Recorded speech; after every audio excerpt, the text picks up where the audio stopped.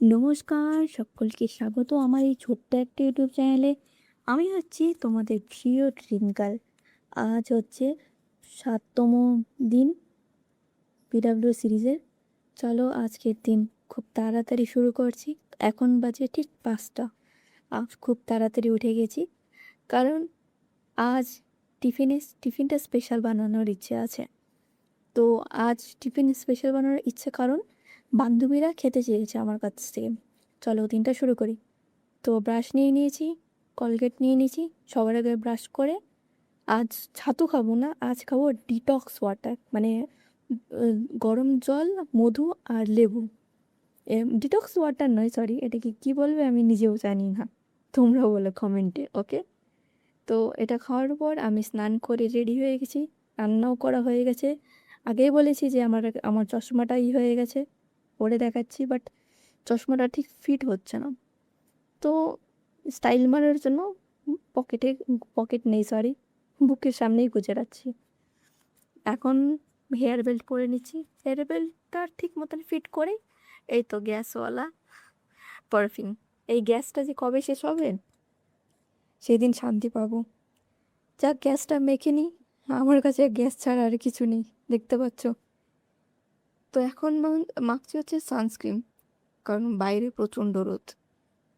তো সানস্ক্রিন মাখা হয়ে গেল। এখন দেখি আর কি কি আছে। ও হ্যাঁ, ও, এখন থেকে প্রতিদিন আই কার্ড নিতেই হবে, কারণ পাঞ্চ করা এখন সবার জন্য জরুরি। তো বাইরে বের হয়ে গেছি, যেটা বলছিলাম, পাঞ্চ করা। আমাদের এখন কাউন্টিং হচ্ছে যে কে প্রতিদিন আসছে না আসছে। যদি না আসে তো ফোনে একটা করে SMS আসছে যে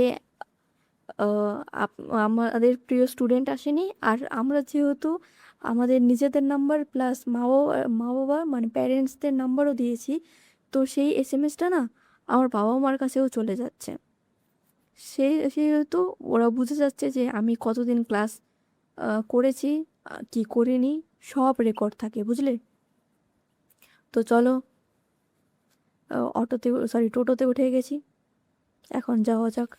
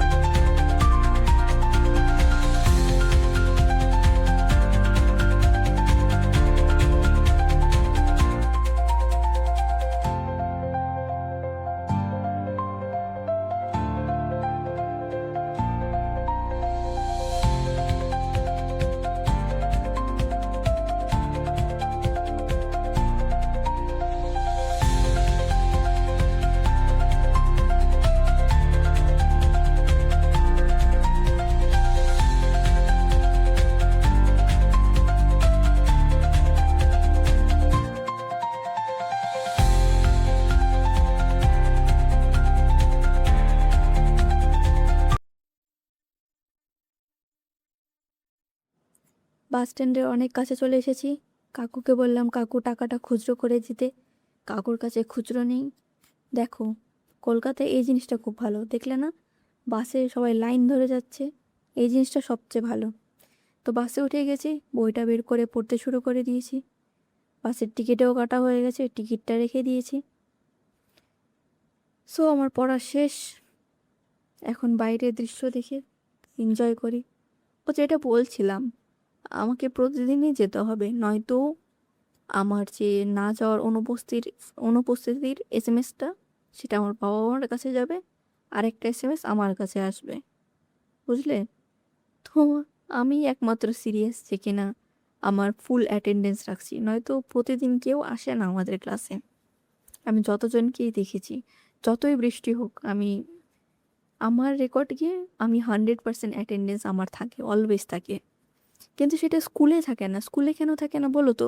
স্কুলে সবসময় ক্লাস হয় না। প্লাস যেরকম টিচাররা আসে তারা মনোযোগ দিয়ে পড়ায় না।